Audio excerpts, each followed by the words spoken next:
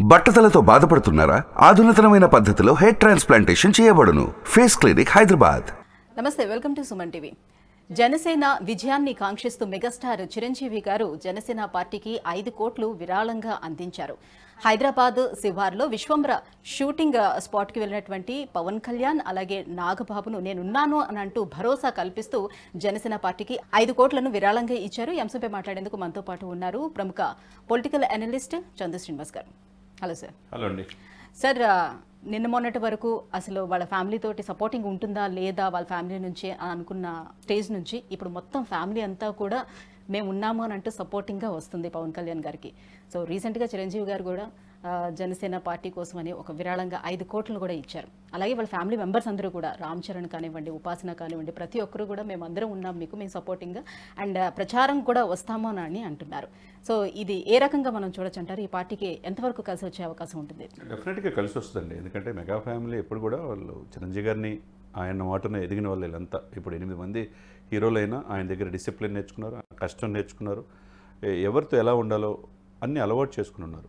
ఆయన మాట రాజకీయాల్లో ఓనమాలు నేర్చుకున్న పవన్ కళ్యాణ్ గారు యువరాజ్యం అధ్యక్షుడి నుంచి వాళ్ళ అన్నగారు పార్టీ పెట్టిన మెర్జ్ చేసిన కాంగ్రెస్లో అది నచ్చక జనసేన పార్టీ పెట్టి ఉన్నాడు ఇప్పుడు వరకు.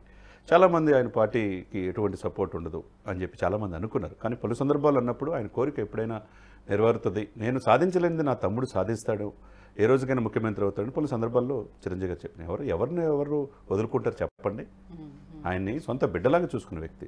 ఆయన నక్సలిజంలోకి వెళ్ళి చదువు ఎక్కువగా అవ్వకుండా ఇంటర్ 2-3 సార్లు రాసిన పవన్ కళ్యాణ్ గారు ఆ వ్యక్తి నక్సల్స్లోకి వెళ్ళిపోదాం అడవుల్లో కానీ ఆనంద్ సాయితో వెళ్ళిపోయే పరిస్థితి నుంచి, వాళ్ళ అన్నగారి లైసెన్స్ గన్ను కాల్చుకుందాం అనుకునే పరిస్థితి నుంచి ఒక బిడ్డలాగా సురేఖ గారిని దగ్గరుంచి అతన్ని పెంచాడు. కాబట్టి వెంకటరత్నం గారి తండ్రి చనిపోయిన తర్వాత బాధ్యత అంతా అన్నదమ్ములు ఇద్దరిని కావచ్చు, అక్క చెల్లెల్ని కావచ్చు, చెల్లెల్ని కావచ్చు, అందరినీ చూసుకుంది ఎవరు? చిరంజీవి గారే. కాబట్టి ఆ మాటను ఎదిగిన ఆ వ్యక్తి ఒక మంచి నాయకుడిగా ఎదిగితే ఆయనకు కూడా సంతోషమే కదా. రాజకీయాలు నాకు వద్దనుకున్నాడు, హ్యాపీగా సినిమాలు తీసుకుంటున్నాడు, మనవరాలతో ఆడుకుంటున్నాడు, సేవా కార్యక్రమాలు చేస్తున్నాడు. నాకు నచ్చిన దానికి, నాకు వచ్చిన దానికంటే, నేను ఆశించిన దానికంటే భగవంతుడు ఎక్కువ ఇచ్చాడు.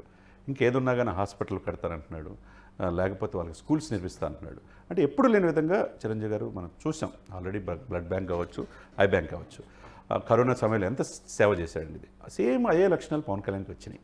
పవన్ కళ్యాణ్ ఇప్పుడు రాజకీయాల్లో చిరంజీవి గారు పవన్ కళ్యాణ్ సపోర్ట్ చేయకుండా జగన్కి ఎలా చేస్తాడు? చేయడు కదా. అదే సమయంలో ఈ యొక్క అనేక ఆరోపణలు, అనేక ఇది మధ్య ఆయన షూటింగ్కి వెళ్ళటం స్వయంగా పవన్ కళ్యాణ్ గారు ఈ సమయంలో ఒక రకంగా పార్టీలో కొంతమంది బయటికి వదిలిపెట్టి వెళ్ళిపోయే సమయంలో, ఆశించిన టికెట్లు రాని సమయంలో, అనేక రకాల సమయంలో చిరంజీవి గారు రావటం, మెగా ఫ్యాన్స్ అందరూ కూడా పవన్ కళ్యాణ్ ఉన్నారనేది ఒక స్పష్టమైన సంకేతం వచ్చింది. అదే సమయంలో ఆ ఫ్యాన్స్ని కోఆర్డినేట్ చేసే నాగబాబు గారు కూడా ఆ వేదికలు ఉంటాం. ముగ్గురు అన్నదమ్ములు కలిసి వాళ్ళ యొక్క విలవేలిపైన ఆంజనేయ స్వామి దగ్గర ఫోటో దిగటం. అదే సమయంలో మీరు చూడండి, ఆయన రాగానే తమ్ముడిని అక్కుని చేర్చుకోగానే ఆయన కాళ్ళకి నమస్కారం పెట్టి ఆశీర్వాదం తీసుకున్నాడు. వెంబటే 5 కోట్లు చెక్ ఇచ్చాడు. నీ కోరిక, నీకు సంకల్పం నెరవేరాలని కోరుకున్నాడు. అదేవిధంగా షూటింగ్లో స్పాట్ అంతా కలిపి ఫోటో దిగారు పవన్ కళ్యాణ్తో, త్రిషా గారి ద్వారా అంతా. అంటే ఏంటంటే ఇవన్నీ కూడా మంచి పరిణామంగా మనం భావించాలి. ఒక అద్భుతమైన అవకాశం. షార్క్ 2019 ఎలక్షన్స్ అప్పుడు ఇంత సపోర్టింగ్ కనిపించలేదు, ఇప్పుడు కనిపిస్తుంది ఎక్కువగా. డెఫినెట్గా కనిపించింది. వాళ్ళ కుటుంబం కూడా, మాధవి గారు కావచ్చు, బ్లడ్ బ్యాంక్ వ్యవహారాలు చూసే మాధవి గారు వాళ్ళ సిస్టరు, ఆమె రాజకీయంగా కొద్దిగా అంతకుముందు చిరంజీవి గారు తిరుపతిలో పోటీ చేసినప్పుడు స్వయంగా ఇంటింటికి తిరిగి ప్రచారం చేశారు. అదే ఇది రేపు పిఠాపురంలో చేయబోతున్నారు వాళ్ళ ఫ్యామిలీ అంతా. ఒకవైపు రామ్ చరణ్ గారు ఎప్పుడూ చెప్తుంటాడు, నా బాబాయిని చూసి నేను చాలా నేర్చుకున్నాను, బాబాయ్ అడిగినా అడగకపోయినా ప్రచారానికి వెళ్తాను, అవసరమైతే ఏదైనా చేయడానికి సిద్ధమన్నాను. ఒకవైపు ఉపాసన గారు కావచ్చు, ఏదున్నా కానీ అతని కేసు మేము ఉన్నామనే భరోసా మెగా ఫ్యామిలీతో పాటు ఇండస్ట్రీ కూడా ఇప్పుడు చూస్తుందంటే, అతను ఎన్నాళ్ళు కష్టపడ్డాడు దశాబ్దం పైనే, అతను వస్తే ఏదో మారిద్ది, మనమంతా బాగుంటాం, 24 క్రాఫ్ట్స్ బాగుంటాయి, పవన్ కళ్యాణ్ గారు ముక్కుసూటిగా ఉండే వ్యక్తి అని అనుకునే వాళ్ళు కూడా ఉంటారు కదా ఇండస్ట్రీలో. కాకపోతే సినిమా పరిశ్రమ కూడా మంచిగా ఉండాలి అంటే మాకు ఆయన కావాలని కోరుకునే వాళ్ళు ఉంటారు. కాబట్టి ఎప్పుడు లేని విధంగా వీళ్ళందరూ భరోసా ఇవ్వటం. ఒకవైపు స్టార్ క్యాంపెయిన్లు కూడా మీరు చూసే ఉంటారు. సెలబ్రిటీస్ ఉన్నారు ఎక్కువ మంది. సో ఇంతమంది సెలబ్రిటీస్ ప్రచారానికి వచ్చే ఎంతవరకు వాళ్ళకి ప్లస్ అవుతుంది అండి కూటమికి? డెఫినెట్గా. ఎందుకంటే దాంట్లో స్టార్ క్యాంపెయిన్ నాగబాబు గారితో పాటు ఇప్పుడు జానీ మాస్టర్ కావచ్చు, లేకపోతే మొగల్ రేకులు ఆయన కావచ్చు, అంబటి తిరుపతి రాయుడు జగన్మోహన్ రెడ్డి గారికి వచ్చి వారం తిరక ముందే ఎందుకు రిటర్న్ వచ్చాడు అంటే ప్రపంచం మెచ్చిన తెలుగు క్రికెట్ క్రీడాకారుడు నేను జగన్ గారి దగ్గర ఉండలేనన్న ఉద్దేశంతో ఈయన దగ్గరికి వచ్చాడు. ఈయన దగ్గరికి వచ్చిన తర్వాత ఈయన విధానాలు కావచ్చు నచ్చింది. తర్వాత ఇప్పుడు స్టార్ క్యాంప్ ఎవరు ఊహించలే, ప్రచారం గుంటూరు ఎంపీ కానీ అవనగడ్డ నుంచి కానీ పోటీ చేస్తారనుకున్నారు. ఇప్పుడు సమయం కాదనుకున్నాడేమో తెలియదు. ఇప్పుడు అతను కూడా ప్రచారం చేయడం ఒక రకంగా క్రికెట్ అభిమానులు కూడా ఆంధ్రప్రదేశ్ కావచ్చు, తెలంగాణ కావచ్చు, దేశవ్యాప్తంగా ఉంటారు. క్రికెట్ పిచ్చి ఉన్నారు. వాళ్ళ అభిమానులు యూత్ ముఖ్యంగా ఉంటారు. వాళ్ళు అంబటి తిరుపతి రాయుడు అంటే ఒక పేరు ప్రతిష్ట ఉన్నది కాబట్టి, ఈ దేశానికి అండర్-19 క్రికెట్ కప్ సాధించిన వ్యక్తి తెలుగు వ్యక్తి కాబట్టి, అదే గుంటూరు జిల్లా పరిసర ప్రాంతాలు ఎదిగినవాడు కాబట్టి, ఇక్కడ మనం చూస్తే కేసీఆర్ గారి ఫామ్ హౌస్ పక్కన ఆయన కూడా ఒక 25 ఎకరాలు సేద్యం చేస్తాడు. వ్యవసాయం అంటే ఆయన కూడా ఇష్టం. ఆయన్ని కేసీఆర్ గారు కూడా పలు సందర్భాలు ప్రశ్నించాడు.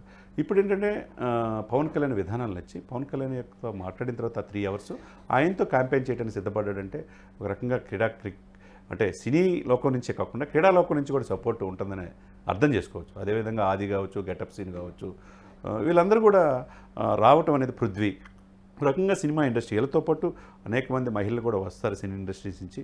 పవన్ కళ్యాణ్ అంటే ఇష్టపడే వాళ్ళు ఉంటారు, పవన్ కళ్యాణ్ అభిమానించే వాళ్ళు ఉంటారు, ఈయన ముఖ్యమంత్రి అయితే బాగుంటుందని కోరుకునే వాళ్ళు ఉంటారు. రాజకీయంగా మా సినిమాల్లో ఆ రోజు ఎన్టీ రామారావు తర్వాత మాలో ఏం తక్కువ, ఒక ప్రయత్నం అయితే చిరంజీవి గారు చేశారు కదా, ఆ తర్వాత అది ఫుల్ఫిల్ చేయగలడు పవన్ కళ్యాణ్ గారు అయితే అని సపోర్ట్ చేసేవాళ్ళు ఇండస్ట్రీలో చాలామంది ఉన్నారు ఇప్పటికీ. కాబట్టి ఇవన్నీ కూడా ఒకవైపు ఫ్యామిలీ సపోర్ట్ బాగా పెరిగింది, ఇంకొక వైపు ఇండస్ట్రీ నుంచి కూడా సపోర్ట్ బాగా పెరిగింది. సో జనాల యొక్క అభిమానము పెరుగుతూ వస్తుంది. సో ఇన్ని రకాలుగా సపోర్టింగ్ పెరుగుతుంది కాబట్టి ఈసారి అధికారం తథ్యమని అనుకోవచ్చా? డెఫినెట్గా అంటే వాళ్ళంతా మనస్ఫూర్తిగా సపోర్ట్ చేయాలి. అదేవిధంగా కూటమిలో చిన్న చిన్న ఇవన్నీ ఉంటే కూడా సెట్ చేసుకోవాలి. అదేవిధంగా చంద్రబాబు నాయుడు గారు అదే సమయంలో ఆయనకి పవర్ షేరింగ్ అనే పాయింట్లో కూడా పలు సందర్భాల్లో ఆయనకి ఇవ్వాల్సిన అవసరం కూడా ఉన్నది. అది చెప్తే డెఫినెట్గా కూటమి సక్సెస్ అవుద్ది. వీళ్ళ యొక్క ప్రచారం కావచ్చు, ఇకవైపు జనసేన కార్యకర్తలు 21 స్థానాలు గెలిపించుకోవాలి. పవన్ కళ్యాణ్ ఎట్టి పరిస్థితుల్లో పిఠాపురంలో అఖండ మెజార్టీతో గెలవబోతున్నాడు. అదే సమయంలో తనకు మిగతా 20 స్థానాలు గెలిపించుకోవాలి, 2 ఎంపీలు గెలిపించుకోవాలి. దీంతోపాటు 144 టీడీపీ నిలబడిన చోట, 10 అసెంబ్లీ బీజేపీ నిలబడిన చోట ఈ క్యాడర్ అంతా కూడా వాళ్ళకి ఓట్ ట్రాన్స్ఫర్మేషన్ జరగాలి. ఇవన్నీ కూడా ఒకరికొకరికి లింకప్ అయి ఉంది. ఈ 3 పార్టీలు సఖ్యతగా ముందుకెళ్తే డెఫినెట్గా వాళ్ళు అనుకున్నది సాధించడానికి అవకాశం ఉంటుంది. లక్కీగా జగన్మోహన్ రెడ్డి గారికి సినీ ఇండస్ట్రీ అంతగా సపోర్ట్ లేదు. గత ఎలక్షన్లో లేదు, ఇప్పుడు అంత లేదు. ఒక పోసాని కృష్ణమురళి తప్పితే ఇంకెవరున్నారు చెప్పండి, రామ్ గోపాల్ వర్మ, అంతగా పట్టించుకోరు ప్రజలు. కాకపోతే ఇక మొత్తం ఇండస్ట్రీ అంతా ఏంటంటే చిరంజీవి గారు ఎప్పటికీ ఆయన నెంబర్ 1గానే కొనసాగుతున్నాడు. ఆ తర్వాత రామ్ చరణ్ వచ్చాడు. అయితే వాళ్ళ ఇంటి నుంచి ఎంతోమంది వచ్చారు. మెగా ఫ్యామిలీతో పాటు మిగతా అందరిని కూడా ఎక్కడైతే ఇతనికి పవన్ కళ్యాణ్ గారికి ఒక ప్లస్ ఏంటంటే ఎవరిని కూడా విమర్శించే వ్యక్తి కాదు. అందరు నా వాళ్ళు అందరూ ఎదగాలని కోరుకునేవాడు. ఎవరు హిట్ ఇచ్చినా ఆ సినిమా అభినందించే వ్యక్తి చిరంజీవి గారి లాగా. తర్వాత మనం చూసాం జూనియర్ ఎన్టీఆర్ అభిమానుల్ని, అల్లు అర్జున్ అభిమానుల్ని, ప్రభాస్ అభిమానులు కూడా ఎక్కడికి వెళ్ళినా వాళ్ళని కూడా ప్రశంసించడం, మహేష్ గారి అభిమానుల్ని ప్రశంసించడం. ఒక రకంగా ఫ్యాన్స్ అందరూ కూడా నిజమే కదా మనమంతా ఒకటిగానే భావన ఆయన కలగజేశాడు. కాబట్టి ఒక రాజకీయ నాయకుడిగా, ఒక సినిమా రంగమే కాకుండా రాజకీయ నాయకుడిగా ఆయన సపోర్ట్ చేయాలనే భావన వాళ్ళు అంటే ఉంటుంది. సినిమా వేరు, రాజకీయం వేరు, ఇది ఎంటర్టైన్మెంట్ కదా. సో వీళ్ళు చేసేటువంటి ప్రచారం ఏ మేరకు అసలు కలిసి వచ్చే అవకాశం ఉంటుంది, ఎంతవరకు జనాల్లోకి వెళ్ళే అవకాశం ఉంటుంది? జనాలు ఆ రకంగా విడదీసి కూడా చూస్తారు కదా, సినిమా వేరేగా చూస్తారు, రాజకీయం వేరేగా చూస్తారు. మీరు అన్నదాంట్లో నేను ఏకీపిస్తా. ఒకప్పుడు ఎన్టీ రామారావు గారు తెలుగువారి ఆత్మగౌరవం కోసం టీడీపీ పార్టీ పెట్టాడు. ప్రతి ఇంటింటికి వెళ్ళాడు, తిరిగాడు, అక్కడే స్నానం చేశాడు, అక్కడే భోజనం చేశాడు, ప్రతి ఒక్కరిని ఆప్యాయతగా పిలిచాడు.